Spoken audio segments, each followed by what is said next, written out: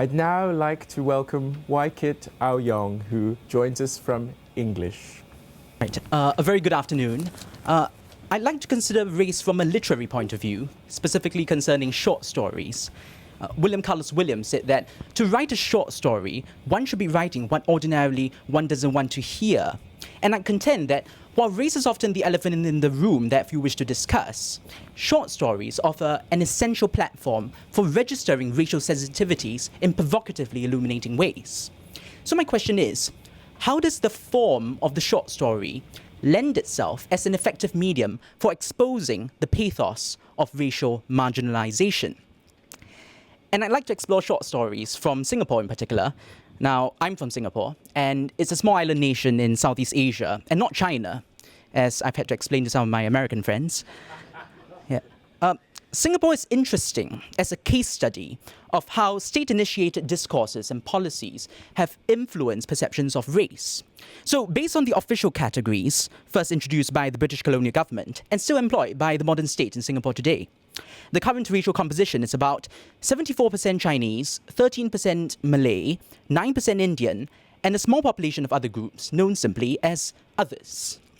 So effectively, Singapore is an ethnic Chinese majority society with an ideological commitment to multiracialism. The National Pledge affirms one united people regardless of race, language, or religion.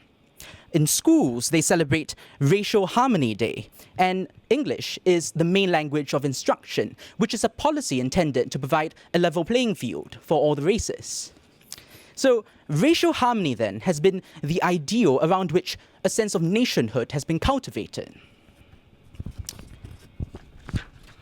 Now, but some recent collections of short stories problematize any prescriptive state-sanctioned rhetoric or ideals by revealing discomforting observations about race in Singapore. So I focus on Lions in Winter, 2009, by the ethnic Chinese Singapore-born novelist Wee Poon, and Malay Sketches, 2012, by the Malay Singaporean playwright Alfian Sa'at. Both are writers who encode tacit insights about race through their choice of narrative strategies. I'll outline three such strategies. The first is the undermining of racial stereotypes. And this is counterintuitive because it's usually understood that short stories reinforce stereotypes because there's hardly any space for character development, and so the author has to resort to using stock characters, like the lazy native. Yeah? Now, Alfian and Poon resist those stereotypes. So for example, social scientists have noted that being Malay in Singapore is often associated with being of a lower socioeconomic and educational status compared to the other races. But Alfian doesn't limit his Malay characters to school dropouts or drug abusers. He also depicts Malay graduates and professionals.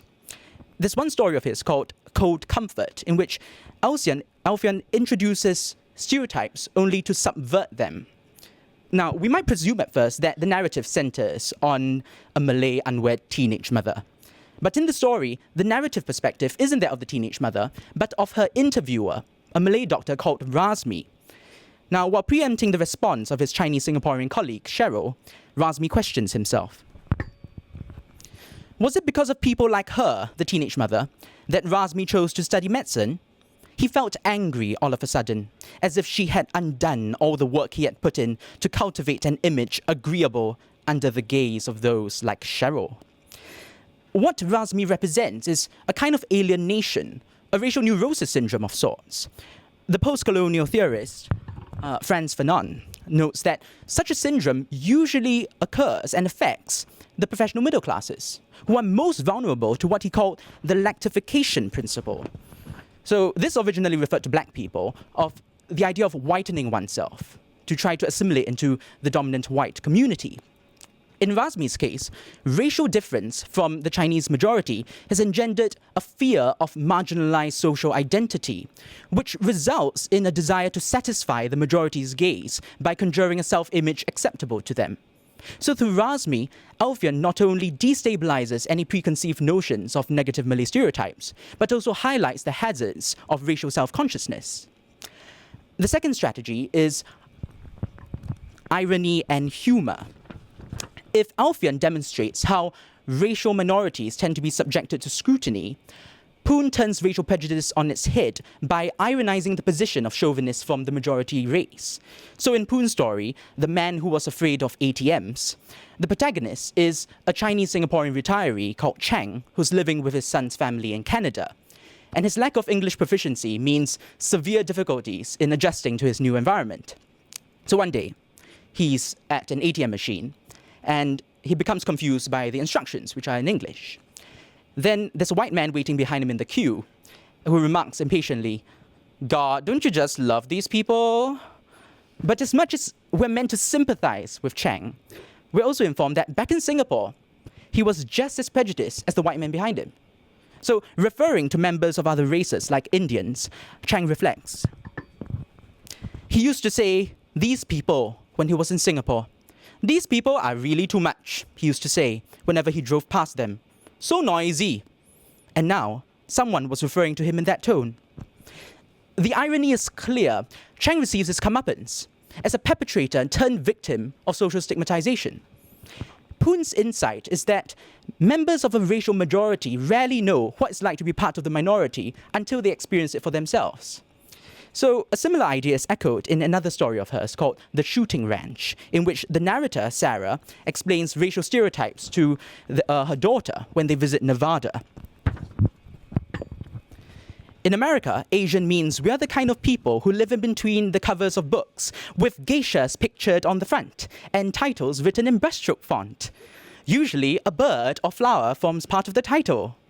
Memories of lotus leaves, palace dreams and wild cranes, my hurting, achy bound feet, that kind of thing. Similar to this parody, actually. I saw this in Russell Square. It's quite amusing. Yeah. This observation reflects a point that Edward Said has made, Racial minorities have historically been depicted in such a caricatured and marginal fashion that they seldom register significantly on the textual and cultural landscape. So instead of wallowing in self-pity, racial minorities can employ humour to challenge stereotypical racial codes and to compel readers to interrogate their own heartfelt assumptions about racial signifiers. And this brings me to the third strategy, emotional resonance. Ow-Yeong has a story. It's titled The Convert, which centers on a Chinese Singaporean army regular called Jason, who converts to Islam to marry his Malay Muslim fiancée. But after he does so, he's transferred to another military unit. What's implicit in the narrative is the fact that in the Singapore military, Malay Muslims are usually not assigned sensitive positions, such as being a commando or a fighter pilot. The concern of the mainly Chinese Singaporean military leadership is that the loyalty of Malay Muslims may come into question if a war were ever to break out between Singapore and its neighbouring Malay Muslim majority countries. In Ow-Yeong's story, the soldier is now treated as suspect, but he doesn't respond with indignation or anger. Instead, his affection for his wife only grows, as in this scene when she's sleeping beside him. He turned towards his wife and kissed the back of her neck. She stirred and curled her back, resting in the concavity of his body.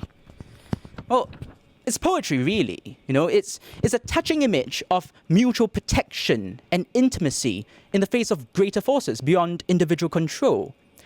And it's a relationship not unlike that portrayed in the Malaysian film Sepet, 2004, about a blossoming romance between a Chinese boy and a Malay girl. The narrative really brings home the point that sometimes a short story can be a lot more emotionally poignant than any discursive prose lambasting structural inequalities. So, in closing, I think we've only skimmed the surface, but we've seen how Ow-Yeong and Poon's stories, and perhaps short stories in general, serve as important entry points into a difficult but urgently needed conversation about race.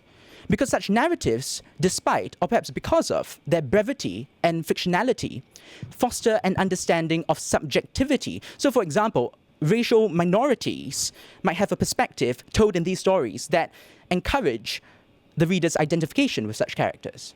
But of course, we have to be realistic.